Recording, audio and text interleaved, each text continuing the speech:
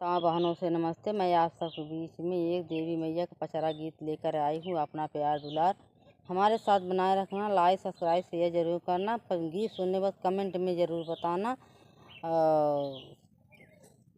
जय माता दी। 9 दिन के नवरात्र मैया लिहली स्थानवा हो, सेवकवा पूजैना। 9 दिन का नवरात्र मैया लिहली स्थानवा हो, सेवकवा पूजैना हो, सेवकवा पूजैना। दुर्गा मैया का चरनिया हो, सेवकवा पूजैना।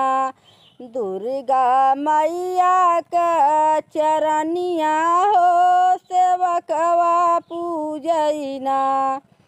मैया के माथवा पे टिकवा जे सोहई हो, नथियावा सोहैना।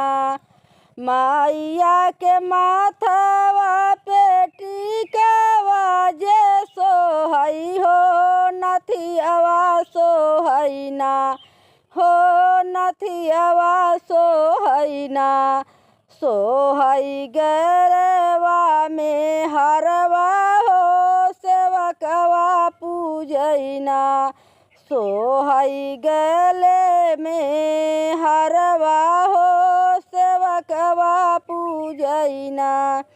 9 दिन का नवरात्र मैया लिहलिया स्थानवा हो, सेवकवा पूजैना हो, सेवकवा पूजैना। दुर्गा मैया का चरनिया हो, सेवकवा पूजैना। मैया के हाथवा में चूड़वा जे सोहई हो, गजलवा सोहैना। कि मैया के हरवा सोहैना।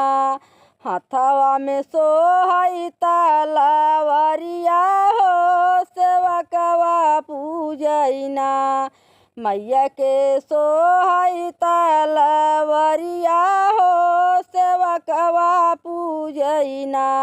9 दिन का नवरात्र मैया लिहलिया स्थानवा हो, सेवकवा पूजैना। कि मैया सेवकवा पूजैना। दुर्गा मैया का चरनिया हो, सेवकवा पूजैना। दुर्गा मैया का चरनिया हो, सेवकवा पूजैना।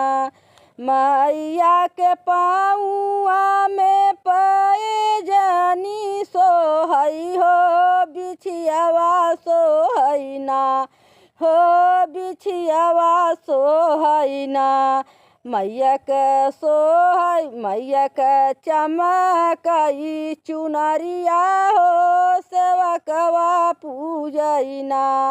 मैया के लहरई चुनरिया हो, सेवकवा पूजैना।